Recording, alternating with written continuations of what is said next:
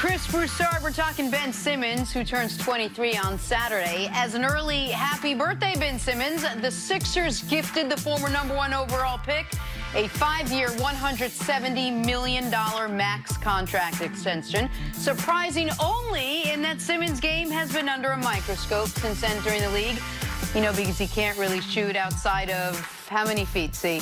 The highlight right there, you showed 10 plays. 5 feet was the longest shot he made. I love it. But the Sixers don't care how to shoot outside of 5 feet. Broussard, how much of the Sixers' future is actually dependent on Simmons' development? Well, look, there are other factors. Obviously, Joel Embiid's health and how good a physical shape he is in.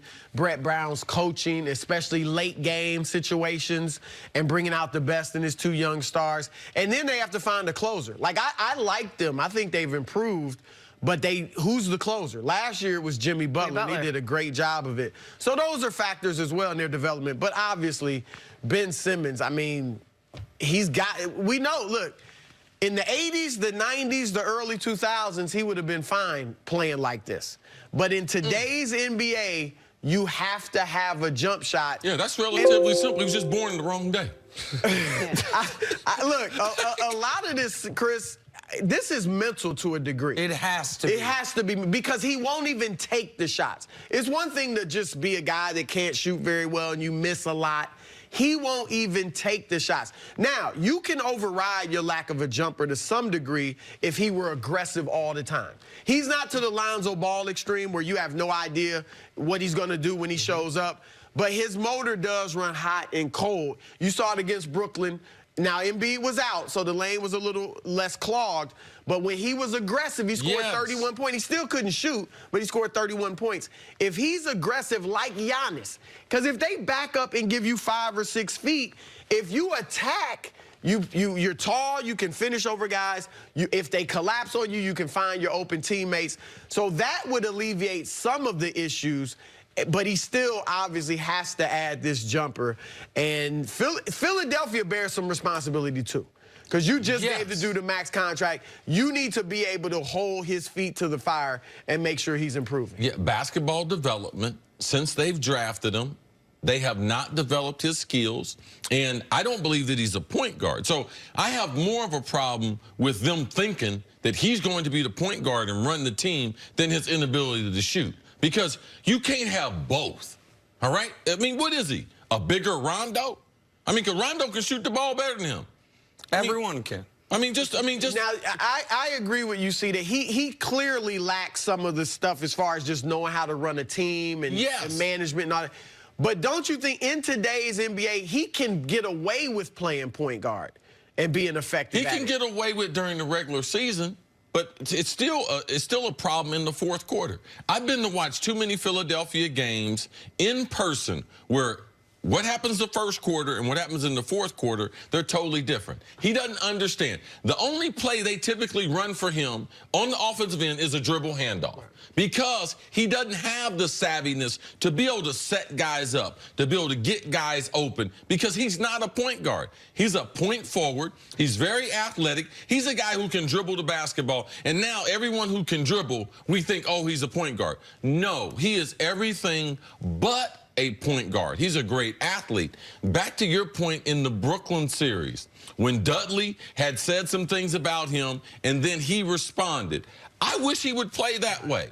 Just be a bull in a china shop. Get into the paint, take advantage of what you have in your athleticism, your ability to be able to go off the bounce and do it on a regular. Right now, he doesn't do it consistent enough, and it's going to be a problem. I would be shocked if he's able to make it through this whole contract in Philadelphia. I believe they're going to move off of him. Well, listen, the question is, are they making a huge mistake giving him a max contract? Not if he gets over what I agree with you is more mental than physical. Chris, when's the last time you played high-level competitive basketball? 20 years? Yeah. Longer? Or something like that? Something like that. If you went on a court today, you could shoot 30% from 3. Because, and you haven't, like, Chris, you haven't played high-level competitive basketball in just long. Yeah. I disagree with you guys that it's mental. High school. He doesn't have a shot, all right? So that is not mental. So even if we went on the court our basketball fundamentals allow us to be able to shoot from the three right now. So that's not. But I think the fact that he won't even take the shot. But not even just the threes. This is the reason why he won't take them. He's taking them privately. And what he's seen, making more, though. In private, he'll make more of his jump shots. Now, I agree. Some of it's physical, too. But I'm saying his jump shot is not, I mean. It's not the worst looking jump shot in the league. I've seen him shoot free throws. Like, and I understand that's different. It's a set shot to a degree. But the point is, Chris, like, there's no one in the, you cannot convince me he has the worst jump shot in the league. You can't. And yet he shoots fewer jump shots than any player in the league that plays his minutes. Fewer than anybody. Right. Took 25 shots outside of 16 feet all of last season. That has to be partially mental. The free throws are part of it.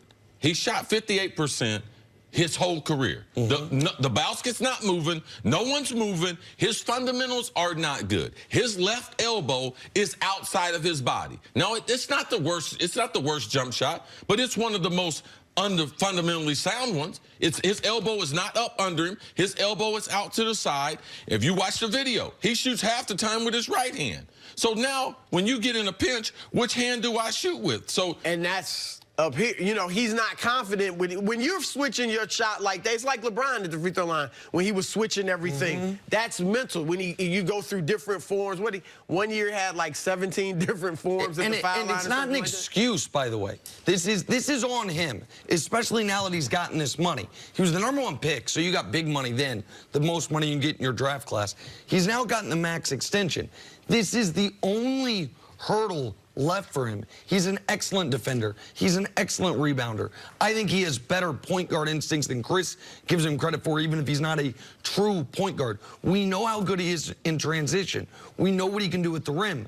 But this is such a gaping hole. It puts such a hard ceiling on what he can become. But does the contract help or hinder his ability, desire, mental, whatever it is, to get over that hump? I mean, he's going to say, well, the Sixers believe in me. I don't need to be out there practicing. Or is it, all right, I have all this money now, I better go out and perform? He's going to need two things. One, he's going to need people around him to push him, that he will listen to, that will push him to improve in that area. And then secondly, this happens with quite a few players. When you're young, you want to be a star and you want to get that max deal. And then once you get that and kind of establish yourself in that regard, when you don't win, the criticism comes. Even if you're doing well. Like Anthony Davis, now it's like, look, he's got to start winning, or maybe he's not as good as we think. Ben Simmons has to get that type of drive to say, look, this is the next thing for me. This is what it's going to take for me to win. And that's the only thing that's going to get him in the gym. Now, I've heard he's working out harder this summer, than he has in the past. They better hope so. And Chris, I've even brought this up. Chris Paul. Like, again, I wouldn't do it now, but if I'm Philadelphia, I would keep an eye on this situation with Ben Simmons and Chris Paul. Because if you put Chris Paul with that team, it's the perfect fit. And they would have a chance to win the East. And maybe you get a Dennis Schroeder with it as some insurance in case Chris Paul is injured. But that's something I would watch if I'm Philadelphia, because I agree with you.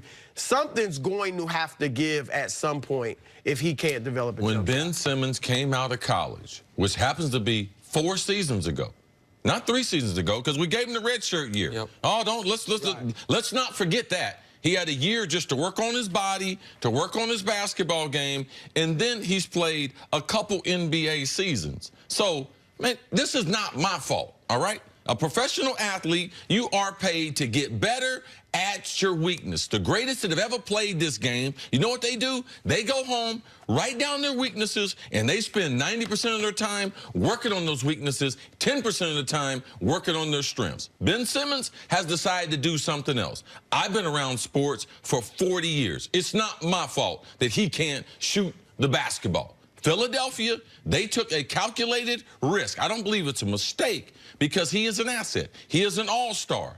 But I would be shocked if he finishes his career there in Philadelphia through this contract. And I will be shocked. I'm willing to bet somebody some money. He will not be able to shoot from 15 feet this year. And I got a little money. Happy birthday, We Ben want to bet on Simmons. if he can 15 feet. Stick around. Yeah, we'll set the terms. No Is problem. it title or bust for the Lakers next? No year? It's a real You're going bet. to need a third